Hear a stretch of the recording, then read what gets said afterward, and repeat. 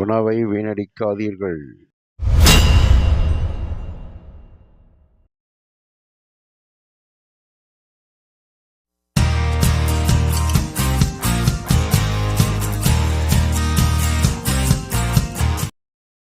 Hi viewers and subscribers.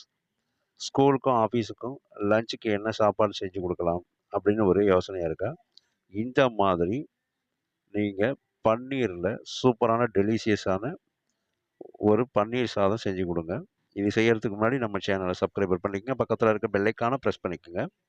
இந்த பன்னீர் சாதம் உங்களுக்கு இந்த சூப்பரான டேஸ்ட்டில் இருக்கும். இது மதிய சாப்பாட்டுக்கு நீங்கள் டிஃபன் பாக்ஸுக்கும் அதே போல் பார்த்தீங்கன்னா லஞ்சு பாக்ஸுக்கும் நீங்கள் செஞ்சு கொடுக்கலாம். இது எப்படி செய்யலான்னு பார்ப்போம். இது செய்கிறதுக்கு சூப்பரான நல்லா வடித்த எந்த ரைஸ் வேணுமானும் எடுத்துக்கோங்க. இதுக்கு அது எல்லாமே பொருந்தும். நல்லா உதிராக எடுத்து வச்சுக்கோங்க. ஒரு ஆளாக்கு இருந்தால் போதும். அது வடித்து எடுத்து வச்சுங்க. பன்னீர் 100 கிராம் பன்னீர் இருந்தால் போதும். இதை இப்போ நம்ம இந்த பன்னீரை நீள்வாக்கில் இந்த மாதிரி வெட்டிங்க. நான் கொஞ்சம் பொறுமையாக நிதானமாக செஞ்சு தான் சொல்கிறேன். இந்த மாதிரி அதை நீள்வாக்கில் வெட்டிக்கணும். உங்களுக்கு அது நல்லா ஸ்கொயராக இருக்கணும். அதே டைமில் ரொம்ப பொடிசாக வெட்டிடக்கூடாது, அதே டைமில் ரொம்ப பெருசாகவும் வெட்டிடக்கூடாது. அது உள்ளே பார்த்திங்கன்னா கொஞ்சம் அந்த வெந்து போகாது. நம்ம கொடுக்கக்கூடிய அந்த மசாலா பொருட்களை அது உள்ளே அப்சர்வ் பண்ணிக்காது. இந்த மாதிரி நீள்வாக்கில் வெட்டி இந்த மாதிரி உங்களுக்கு சைஸாக அந்த குறுக்கு வாக்கில் இந்த மாதிரி வெட்டிட்டிங்கன்னா உங்களுக்கு அது கரெக்டாக ஸ்கொயராக வந்துடும். இந்த மாதிரி வெட்டி அதை ஒரு பிளேட்டுக்கு எடுத்து வச்சுங்க. இந்த மாதிரி தான் இருக்கும். அது இந்த மாதிரி சைஸில் வெட்டியிருக்கணும். அப்போ தான் உங்களுக்கு பார்த்திங்கன்னா அந்த ரைஸு செய்கிறதுக்கு கரெக்டாக இருக்கும். அந்த மிளகாய் தக்காளி எல்லாம் பார்த்திங்கன்னா இதுக்குள்ளே நல்லா அப்சர்வ் ஆகும்.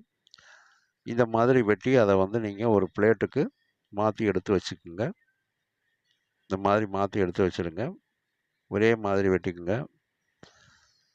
இந்த மாதிரி மாற்றின பிறகு இதுக்கு ஒரு அரை கேரட்டு, ஒரு தக்காளி, ஒரு வெங்காயம், பீன்ஸ் 1, பச்சை மிளகாய் 2, அரை மூடி எலுமிச்சம்பழம், ஒரு கொத்து கொத்தமல்லி தழை எடுத்துங்க. இதெல்லாம் பார்த்திங்கன்னா சுத்தம் பண்ணி நைஸாக வெட்டிக்குங்க. நல்லா தூளாக பொடிசாக வெட்டிக்குங்க. வெட்டி எடுத்து வச்சிருக்க அடுப்பை பற்ற வச்சு ஒரு அகலமான கடாய் அடுப்பில் வைங்க. இந்த மாதிரி கடாய் அடுப்பில் வச்சு கடாய் சூடு வந்தோடனே ஒரு 2 டேபிள் ஸ்பூன் மட்டும் பார்த்திங்கன்னா உங்களுக்கு எண்ணெய் விட்டுக்குங்க. சன்ஃப்ளவர் ஆயில் இந்த மாதிரி எண்ணெய் விட்டுக்குங்க. எண்ணெய் விட்டு நம்ம வெட்டி வச்சுருக்க பன்னீரை லேசாக அதில் ஒரு வதக்கி விட்ருங்க. லேசாக வதக்கி தனியாக எடுத்து வச்சுருங்க. இதில் பார்த்திங்கன்னா ஈரப்பதம் இருக்கும். அந்த ஈரப்பதம் போகணுங்கிறதுக்காக நம்ம பாக்ஸில் சாதம் வச்சு கொடுக்குறப்ப அதில் ஈரப்பதம் இருந்தால் அது கெட்டு போகிறதுக்கான வாய்ப்பு இருக்குது. அதனால் லேசாக இதை மட்டும் ஒரு வதக்கிட்டால் போதும். இந்த மாதிரி வதக்கி தனியாக ஒரு பிளேட்டில் எடுத்து வச்சுங்க. அது நல்லா பார்த்திங்கன்னா வதங்கி உதிராக இருக்கும். ஒன்றோட ஒன்று ஒட்டாமல் இருக்கணும். அப்படியே வச்சு இது பண்ணிங்கன்னா உருகி போயிடும். அதில் ஈரப்பதம் இருக்கும். அதில் அது போயிடணும். அதுக்காக நம்ம இதை லேசாக எண்ணெயில் வதக்கி எடுத்து வச்சிடுறோம். இந்த மாதிரி வதக்கி எடுத்து வச்ச பிறகு கடாய் அடுப்பில் வச்சுங்க. திரும்பவும் கடாய் அடுப்பில் வச்சு அதில் எண்ணெய் ஊற்றிடுங்க. 2 டேபிள் ஸ்பூன் எண்ணெய் விட்டுங்க. எண்ணெய் விட்ட பிறகு எண்ணெய் சூடானதும் நம்ம நறுக்கி வச்சுருக்க வெங்காயத்தை சேர்த்துங்க. வெங்காயத்தோடு அதே போல் பார்த்திங்கன்னா நறுக்கின வெங்காயத்தோடைய நம்ம ஒன்றும் தனித்தனியாக வதக்க போகிறதில்ல. பச்சை மிளகாயும் உடனே சேர்த்துங்க. வெங்காயம், பச்சை மிளகாய், தக்காளி, நறுக்கின தக்காளி, அதே போல் பீன்ஸு. இந்த மாதிரி தக்காளி சேர்த்த பிறகு பீன்ஸையும் சேர்த்துங்க. நம்ம வெட்டி வச்சுருக்க பீன்ஸ் எல்லாம் சேர்த்து இது எல்லாமே ஒரே இதாக வதக்கிடுறோம். கேரட்டு நம்ம நறுக்கின அந்த அரை கேரட்டு இதெல்லாம் சேர்த்து ஒன்றாவே வதக்கிடுங்க. தனித்தனியாக ஒன்றா வதக்க வேண்டியதில்லை. இது மாதிரி ஒன்றா வதக்கிடுங்க. அது எல்லாத்தையும் ஒன்றா போட்டு நல்லா வதக்குனிங்கன்னா ஈவனாக இதை நல்லா வதக்கி போயிடும். இந்த மாதிரி நல்லா ஈவனாக இதை வதக்கி விடணும். இது பார்த்திங்கன்னா நல்லா கொஞ்சம் குழைய வதக்கணும். அதனால் இதுக்கு இது நல்லா வெந்து வரணுங்கிறதுக்காக நம்ம இப்போ உப்பு சேர்த்துக்கிறோம். அதில் ஒரு 1/4 டீஸ்பூனுக்கும் கம்மியாக உப்பு சேர்த்துங்க. உப்பு சேர்த்திங்கன்னா சீக்கிரமாக இது வதங்கி வந்துடும். வெங்காயம் தக்காளியெல்லாம் சீக்கிரமாக வதங்கி உங்களுக்கு பார்த்திங்கன்னா நல்லா அது பார்த்திங்கன்னா அந்த சாதத்துக்கு ஏற்ற மாதிரி மசாலா மாதிரி வந்துடும். அதுக்காக நம்ம கொஞ்சம் உப்பு சேர்த்து வதக்குறோம். இது கூட இப்போ நம்ம வந்து மஞ்சத்தூள் சேர்த்துங்க. ஒரு 1/4 டீஸ்பூன் மஞ்சத்தூள் சேர்த்து அதையும் நல்லா வதக்கி விடுங்க. அதனுடைய பச்சை வாசம் போகணும். அந்த அளவுக்கு இதை வந்து வதக்கணும். இதில் தண்ணியோ எதுவும் சேர்க்கறதில்ல. தண்ணியெல்லாம் சேர்த்துடக்கூடாது. அதே டைமில் இஞ்சி பூண்டு கிடையாது. இஞ்சி பூண்டு போடலை. நீங்கள் வேணும்னா சேர்த்துக்கலாம். இதுக்கு இப்போ நம்ம பட்டை, கிராம்பு, ஏலக்காய் தூள், அது இடித்த தூளை கொஞ்சம் சேர்த்துருங்க. அது கொஞ்சம் நல்லா வாசமாக நறுமணமாக நல்லா பார்த்தீங்கன்னா கம கமன்னு இருக்கும். அந்த தூள் சேர்த்து பட்டை, கிராம்பு, ஏலக்காய் தூள் சேர்த்து நல்லா அதை வதக்கி விட்ருங்க. இப்போ நல்லா பார்த்தீங்கன்னா நல்லா ஃப்ளேவராக உங்களுக்கு வாசமாக இருக்கும். அதோடு பார்த்தீங்கன்னா இந்த மாதிரி பதத்துக்கு அது நல்லா வதங்கியும் வந்துடும்.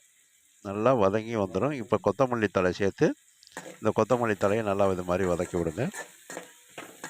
இந்த மாதிரி நல்லா இதை வதக்கி விட்டுறணும். கொத்தமல்லி தலையும் நல்லா சுருள வதக்கணும். இது மேலே வந்து பார்த்திங்கன்னா ஒரு 1/2 டீஸ்பூன் அளவுக்கு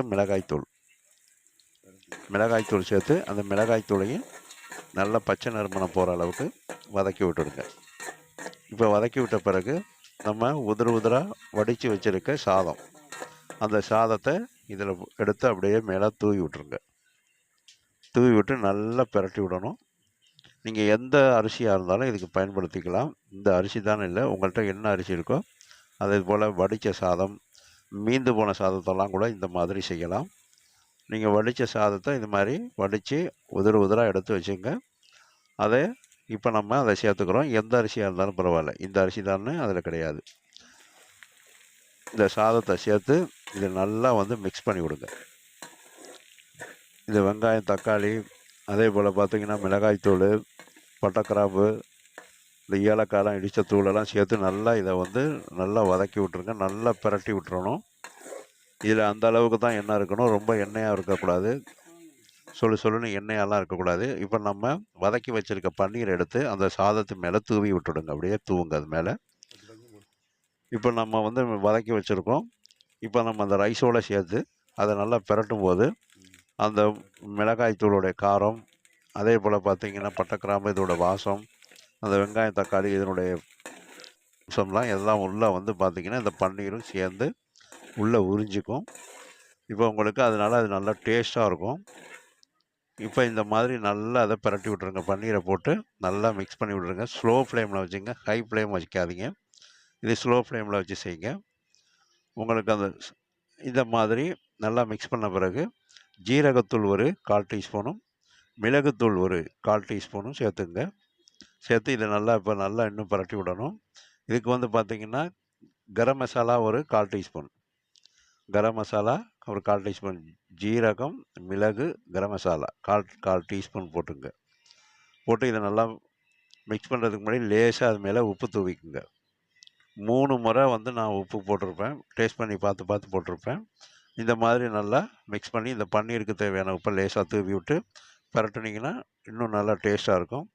இப்போது நம்ம நல்லா அந்த மிளகுத்தூள், ஜீரகத்தூள்லாம் போட்டு பரட்டின பிறகு ஒரு 5 சொட்டு எலுமிச்சம்பழம் சாறு விட்டுக்குங்க. 5 சொட்டு விட்டுங்க.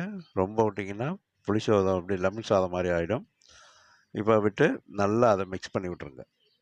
இந்த லெமன் விட்டு நல்லா மிக்ஸ் பண்ண பிறகு இது மேலே இப்போது நமக்கு சூப்பராக அந்த ரைஸ் ரெடியாகி வருது. இப்போ இது மேலே நம்ம கொத்தமல்லி தழை தூவி இந்த கொத்தமல்லி தழையையும் நல்லா பிரட்டி விட்டுறணும். நல்லா மிக்ஸ் பண்ணி விட்டுடுங்க. இப்போ மிக்ஸ் பண்ணி விட்ட பிறகு நல்லா பார்த்திங்கன்னா ஃப்ளேவராக இருக்கும். உங்களுக்கு சாப்பிட்றதுக்கு அவ்வளோ டேஸ்ட்டாக டெலிஷியஸாக இருக்கும்.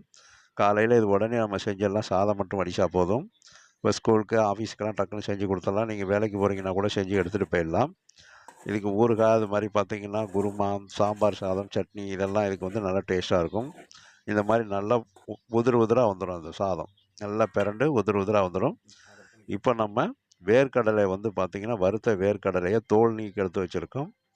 இந்த மாதிரி தோல் நீக்கின வேர்க்கடலையை இது மேலே தூவி விடுங்க. அப்படியே மேலே தூவி விட்டு கடைசியாக செய்யுங்க. இந்த சட்டியோட சூட்லேயே இருக்கும். நம்ம ஸ்டவ் ஆஃப் பண்ணிக்கலாம். இல்லைன்னா ஸ்லோ ஃப்ளேமில் வச்சுங்க. ரொம்ப கையாக வச்சிடாமல் இதை வச்சு இதுக்கு தேவையான மேலே லைட்டாக வந்து நம்ம உப்பு தூவி விட்டுடுங்க. ரொம்ப கையாக உப்பு இருந்துச்சுன்னா தூவ வேண்டியதில்லை. இது மாதிரி டேஸ்ட் பண்ணி பார்த்துட்டு உப்பு கம்மியாக இருந்துச்சுன்னா நீங்கள் இது மாதிரி உப்பு தூவிக்கிங்க. உப்பு தூவி இந்த வேர்க்கடலையோடு சேர்த்து நல்லா பிரட்டிட்டிங்கன்னா உங்களுக்கு சாப்பிட்றதுக்கு அவ்வளோ டெலிஷியஸாக சூப்பராக இருக்கும். ரொம்ப ஹைலைட்டாக இருக்கும். இப்போ நல்லா அற்புதமாக நமக்கு பன்னீர் ரைஸ், அதாவது பன்னீர் சாதம் நமக்கு வீட்டில் காலையிலே நல்லா சுட சுட சூப்பராக ரெடி ஆயிரும். இந்த மாதிரி நீங்கள் பன்னீர் ரைஸ் செஞ்சு அசத்துங்க. ஸ்கூலுக்கு, ஆஃபீஸுக்கு அவங்களுக்கெல்லாம் பார்த்தீங்கன்னா லஞ்ச் பாக்ஸில் வச்சு கொடுங்க. இதுக்கு ஆம்லேட் எல்லாமே நல்லா டேஸ்ட்டாக இருக்கும். இந்த மாதிரி எடுத்து சாப்பிட்டு பார்த்தீங்கன்னா ரொம்ப ஹைலைட்டாக இருக்கும் இந்த பன்னீரோட சாஃப்ட்னஸோட. இந்த மாதிரி நீங்களும் பன்னீரில் சாதம் செஞ்சு சாப்பிட்டு பாருங்கள். இந்த மாதிரி செஞ்சு சாப்பிட்டு பார்த்துட்டு எங்களுடைய வீடியோவை லைக் பண்ணுங்கள், சப்ஸ்கிரைப் பண்ணுங்கள், உங்களுடைய சொந்தக்காரங்களுக்கு, நண்பர்களுக்கு ஷேர் பண்ணுங்கள். நீங்களும் இந்த மாதிரி பன்னீர் ரைஸ் செஞ்சு சாப்பிட்டு பார்த்துட்டு எங்கள் வீடியோவை லைக் பண்ணுங்கள். எங்களுடைய வீடியோவை பார்க்கின்ற அனைத்து வியூவர்ஸுக்கும், சப்ஸ்கிரைபர்ஸுக்கும் மனமார்ந்த நன்றியினை தெரிவித்துக் கொள்கிறேன்.